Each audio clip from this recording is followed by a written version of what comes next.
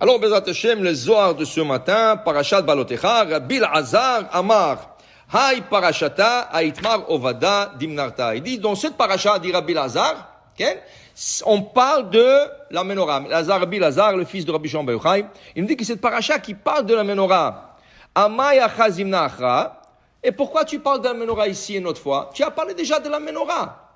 Où on a parlé de la menorah? On a parlé de la menorah dans parasha Teruma.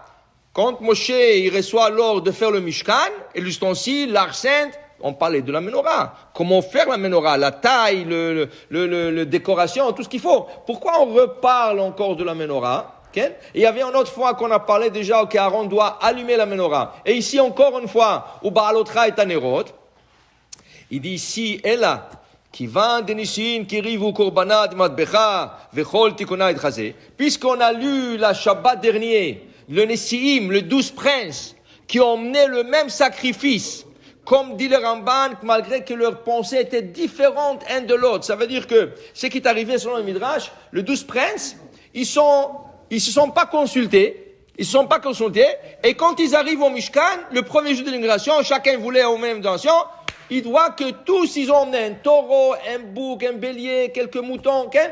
C'était extraordinaire. Mais là, Hachem donne l'ordre comment sacrifier, comment emmener un sacrifice. Mais il y avait 12 princes. Combien de tribus nous avons? Nous avons 13. On dit toujours 12 tribus. Mais en vérité, il y a 13. Parce qu'on sort la tribu de Lévi. La tribu de Lévi ne compte pas. Okay? Mais c'est une tribu. Donc, dit Rabbi Elazar ici dans le Zohar, puisque le Nessim, ils ont emmené chacun sa donation, et on a lu ce Shabbat dernier, toutes les donations du Mishkan. Maintenant, il dit ici, pourquoi on répète l'histoire de la menorah ici? Parce que c'était la donation d'Aaron. Quel était le don d'Aaron? D'allumer la menorah. C'est pour ça qu'on dit que des fois, il y a des gens qui vont participer avec de l'argent. Mais il y a des gens qui participent avec leur temps. Okay?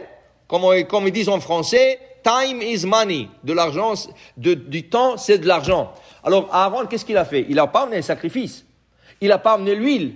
Tout ce qu'il a fait, il a allumé la menorah. C'est aussi une donation. Tu prends de ton temps, allumer la menorah. Comme dit le Maïmonide, la menorah, c'était pas obligé qu'un Kohen l'allume. Même un étranger aurait pu allumer la menorah. Le seul problème technique, que la menorah se trouve dans le Echal. Dans le Echal, les Israélites n'ont pas accès. Dans le Echal, c'est que le Kohanim qui ont accès. Vous savez que dès qu'on rentre dans Beth Amikdash, on se trouve dans une esplanade qui s'appelle Azarat Israël. Quand tu avances un peu, tu montes 15 escaliers, tu te trouves devant 2 grandes portes. Ils s'appellent Sha'arei Nikanor, le port de Nikanor.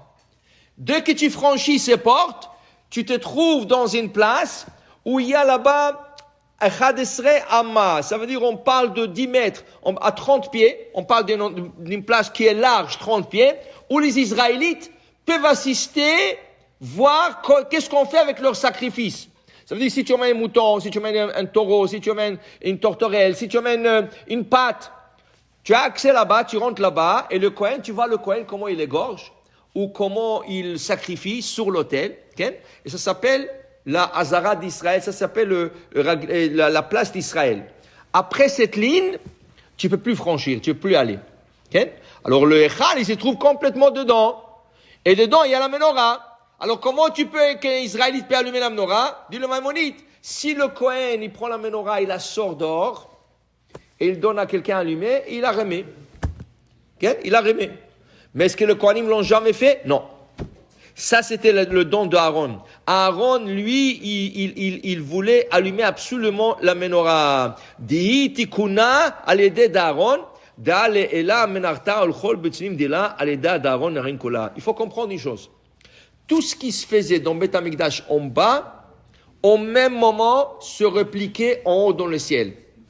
Dans le ciel, on dit que le Kohen Gadol, le grand prêtre, c'est Michaël. L'ange Michaël à Kohen à Gadol. Ange Michaël à Kohen à Gadol. Okay? Lui, au moment que le Kohen font un sacrifice, lui il fait un sacrifice en haut. Au moment qu'ils allument la menorah, lui il allume la menorah en haut.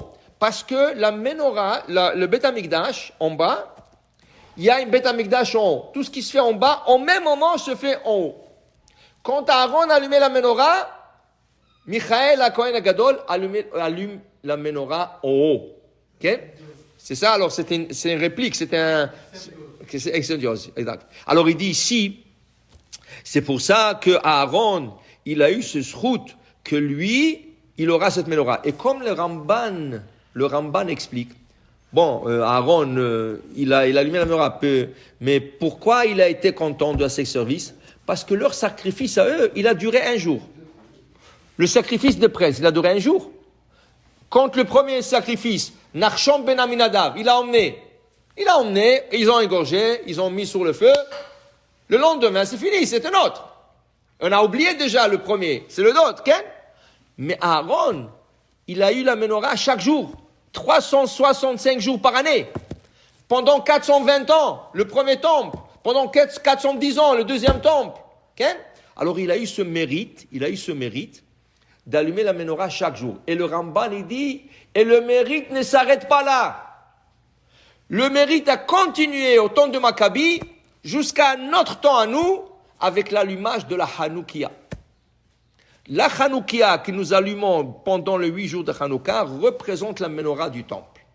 Donc, dit le Ramban, jusqu'à aujourd'hui, ce sacrifice d'Aaron, il continue d'être fait par le peuple d'Israël, chacun dans son mini-temple, dans ce petit temple qui s'appelle Vasuli Migdash, Veshachanti Betocham.